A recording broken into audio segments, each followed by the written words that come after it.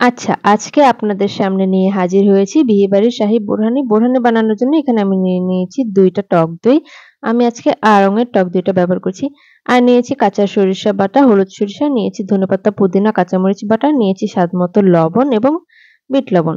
এখন আমি সবগুলো আমার দইয়ের পরিমাণ অনুযায়ী দিয়ে দিচ্ছি। এরপর আমি এখানে কিছু গুঁড়ো মসলা ব্যবহার করছি। দিচ্ছি ভাজা জিরা গুঁড়া, দিচ্ছি সাদা লবণ ও গোলমরিচের গুঁড়া।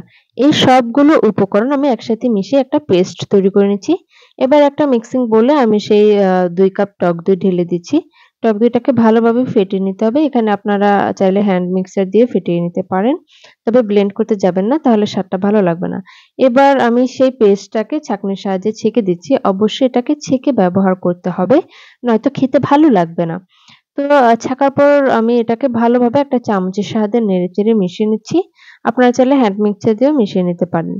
আমার মিশিয়ে নেওয়া হয়ে গিয়েছে। এরপর যেখানে আমি দিয়ে দিচ্ছি জাল করে রাখা গরুর কিছুটা লিকুইড দুধ। আপনারা চাইলে এখানে পানীয় ব্যবহার করতে পারেন। ভালোভাবে মিশিয়ে নেওয়ার পর কিন্তু আমার বোরহানিটা রেডি। তো এখন আমি এটাকে সার্ভ করে দেখাচ্ছি। আমি এখানে ২ টা গ্লাস নিয়ে নিয়েছি। এটা কিন্তু একদম বিয়েবাড়ির শাহী বোরহানির মতো হয়েছিল খেতে। একবার হলেও রেসিপিটা ট্রাই করে দেখবেন। ডেকোরেশন এর জন্য আমি এখানে দিয়ে দিচ্ছি সামান্য পরিমাণে পুদিনা পাতা। কেমন লাগলো আজকের রেসিপি? অবশ্যই আমাকে কমেন্ট করে জানাবেন। আল্লাহ হাফেজ।